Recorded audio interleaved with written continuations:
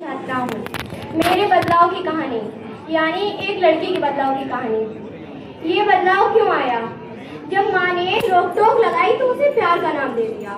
पिता ने बंदिशें लगाए तो उसे संस्कार का नाम दे दिया। सास ने कहा अपनी इच्छाओं को मार दो तो उसे परंपराओं का नाम दे दिया। और ससुर ने घर को कैद खाना बनाया तो उसे अनुशासन का नाम दे दिया। और पति ने थोप दी अपने सपने और अपनी इच्छाएं, और आप सबने उसे किस्मत का नाम दे दिया कि अब ऐसा नहीं होगा। औरत आवाज उठाएगी और कहेगी, सदियों से चुप बैठी आज मुंह खोलूंगी, तोड़ के दरवाजे सारे आज सच बोलूंगी। सहनशीलता को मेरी कमजोरी ना समझो तुम, पीड़न हो गई पर बेटी कब तक पालूंगी। आज मांगूंगी जवाब अपने सवालों के, दर्द दिखाऊंगी सारे बीते लाखों सालों के।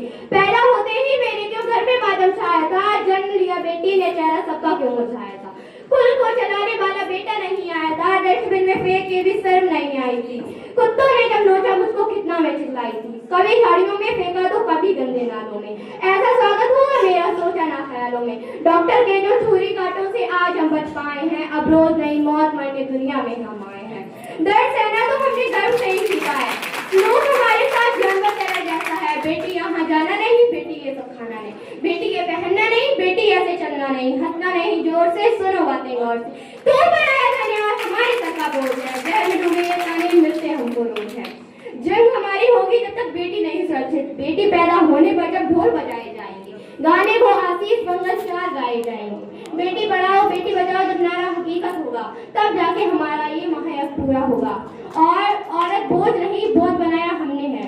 सती से लेकर बाल विवाह दहेज बनाया हमने है, समाज बनाया हमने है, रिवाज बनाया हमने है, औरत को दबी हुई आवाज बनाया हमने है।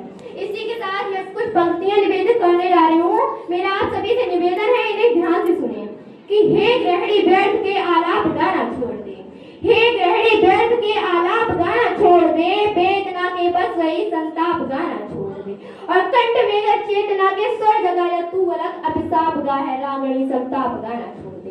तू वो शक्ति है जिसमें रस्सी रखने की ताकत है, तू परशुराम की भी जननी जगपालक की जगपालक है। तू साहस और समर्पण को तू जीवन का आधार बना, तू धार रूप चंडी का तू शस्त्रों को श्रृंगार बना, तू शस्त्रों को श्रृंगार बना।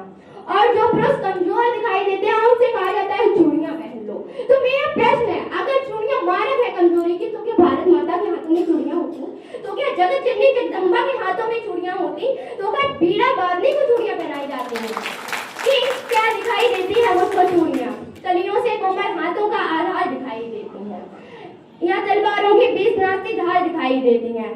इन अगड़े तो अंगारों का अंगार दिखाई देते हैं, धर्म द्वारा को हाथ लिए प्रतिकार दिखाई देते हैं। और तुमको चाहे निर्बल का श्रृंगार दिखाई देती हूँ, लेकिन मुझको ये चूड़ी हथियार दिखाई देती है। और जिन स्त्रियों को ये चूड़ी हथियार दिखाई नहीं देती, उनसे मेरा निवेदन है, मेरी इस पंक्ति को जरा ध्यान से सुने कि दुर्योधन है, दुशासन है, पग पग पर है अवरोध बड़े। दुर्योधन है, दुशासन है, पग पग पर है अवरोध बड़े। चीन काल के अनुयायी है, शक्ति से शैतान बड़े। कलियों से कोमल मूरत को कर देंगे पल में तार तार, कलियों से कोमल मूरत को कर देंगे पल में तार तार, दिल के सारे अरमानों को कर देंगे पल में छार छार। तब तू धार रूप चंडी का हर राक्षस पर दुख कर प्रहार, हर चूड़ी के मध्य उठे तलवारों के अद्भुत प्रहार। अरे पानी तक न पाल, हम अपनी बेटियों को शुरू से ही गुड़ियों की तरह पालते हैं। गुड़ियों जैसे उठना बैठना, हर चीज गुड़िया जैसी, कि गुड़िया जैसे शौक तुम्हारे गुड़िया सी बन जाती हो, गुड़िया जैसे शौक तुम्हारे गुड़िया सी बन जाती हो, वीर प्रसूता होकर भी बलबिल क्यों नहीं बहाती हो। अरे शक्ति स्वरूपा हो तुम तो जगदम्बा की अवतारी हो, क्या दुर्योधन क्या दुशासन क्या तुम स्वयं काल पर भारी हो। तो फिर गर्जना क्यों करती हो धारों से तलवारों से, एक बार बस लगन लगा लो मृत न जाती धारों से। अरे कैसे बताऊं झूठा चोली चुनरी में सिंगार पूर्ण नहीं होता, मगर बताओ तलवार बिना का सिंगार अपूर्ण नहीं होता। हर राक्षस को यहाँ पर रक्त के बाद चंडी का रूप दिखाएंगे, तब तुम खुद अपना चीर बचा लो, पुलिस नहीं आ पाएगी। और चीर नहीं बच पाया तो अपमान भला सह पाओगी, चीर नहीं बच पाया तो अपमान भला सह पाओगी, बिना भंग की कठिन कहानी क्या खुलकर कह पाओगी। अरे यहाँ एक दृष्टि में हजारों प्रश्न खड़े हो सकते हैं, जब चित्रों पर बिना भंग के चित्र बड़े हो सकते हैं। थाने वाली न्याय व्यवस्था हर पर तुमको धाकेगी, गलमा की हर परत को जगहों पर नमक लगाएगी, तब तुम खुद अपना चीर बचा लो, पुलिस नहीं आ पाएगी। तो ये थी मेरे बदलाव की कहानी, यानी एक लड़की के बदलाव की कहानी। क्या आपसे यही कहना चाहती हूँ कि नारी को हमेशा स्वाभिमानी बनना चाहिए, क्योंकि अगर एक नारी यहाँ पर स्वाभिमानी बनेगी तो उसको देखकर 10 नारियां और स्वाभिमानी बनेगी। अगर हम यहाँ पर कोई कुछ गलत करते हैं तो हमसे हमारे अंदर से कोई पूछने नहीं आएगा कि क्या तुम सही हो या गलत। हर इंसान हमसे सबूत मांगेगा, यहाँ तक हमारे माँ बाप ही। और ये हमारे सरकार का फर्ज नहीं है कि हम अपने भारत देश को आगे बढ़ाएं। ये हमारा भी फर्ज है कि हम पहले स्वयं को सुधारें और फिर अपने समाज को सुधारें। और अंत में मैं नारियों से बस इतना ही कहना चाहती हूँ कि सदियों से जो बंद पड़े हैं उन नैनों को खोलो। नारी आओ बोलो, नारी आओ बोलो। अब तक जो पुरखों के पीछे, अब तक जो पुरखों के पीछे, अब तक जो घूंघट के नीचे, अब तक जो मरघट के नीचे ढांप रही है अपने मुख को छोड़ के पर्दे बोलो। नारी आओ बोलो, नारी आओ बोलो। पहला प्रश्न करो उन माताओं से जाकर, रोई जो बेटी होने पर हंसी पुत्र को पाकर। नारी होकर नारी ही को छोटा समझा सबने, नारी होकर नारी ही क्यों लगी हृदय को चुभने। जब भेद दिया था रब ने तो क्यों भेद किया था तुमने, नंगा भेद दिया था दोनों को ही दो कुदरत ने। अरे दूध मांगते पुर तो क्या हम रक्त तुम्हारा पीती, दोनों के आहार एक से हम भी यूं ही जीती। पूछो कि ममता से ज्यादा हम भी मांगती क्या, आज अगर बेटे को देते हम भी अन्य खाती, बेटे से अन्य तो हम भी सोना नहीं चबाती। पूछो उनसे, पूछो सबसे जिन्होंने भेज दिया शिक्षा में, बेटी को चूल्हे पर भेजा बेटे को कक्षा में। पूछो उनसे जिन्होंने दोनों को ही पढ़वाया, लेकिन घर में घर का काम केवल नारी से करवाया। लोग कहेंगे क्या इसका शिकार बनी क्यों नारी, नारी पर ही थोपी लज्जा की बातें सारी। पूछो सारे प्रश्न सभी बातों को ना भोगो, नारी आओ बोलो, नारी आओ बोलो।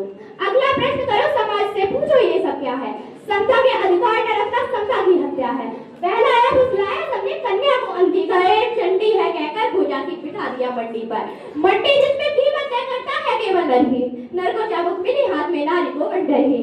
नारी करती रही काम छोटे चाबुक की सह गए, आहें भरती रही सदा रह रहकर सह कर। और उस पर भी न रूठा रही कभी नारी का हमारी, पितृ सदा के झोल में नारी रह गई मात बिचारी। समता के अधिकार को सदा से लगती आई फांसी, और इस फांसी का कारण क्या है, बस एक नारी होना। इस फांसी का कारण क्या है, बस एक नारी होना। क्या ये सब कर देता है हमको इतना होना, जाना वो अधिकार लड़ो में ऐसा अद्भुत क्या है। दो मस्तिष्क है बड़े सोने की काया है, चलो माना होते भी तो भी ये बातें गलत ही होती। समता है अधिकार मनुष्य का, ऐसे में मुझको बोलना बोलो कब तक था। ऐसे पक्षपाती समाज का हिस्सा बने क्यों, नारी को ही ठुकरा दे ऐसे संतान जने क्यों। फिर रहे मसले में और ज्यादा हमसे मिलने ना आए, समता के अधिकार न जब तक सारे भाड़ में जाए। अरे गुटगुट कर भी जीना होता है क्या बोलो, नारी आओ बोलो, नारी आओ बोलो। और तीसरा प्रश्न करो खुद से कि किसके साथ खड़े हो, अपने पद पर हो या मर्दों के पद पर चलते हो। अरे सबके दिन नए तोड़े दो अपने दो तो बोलो,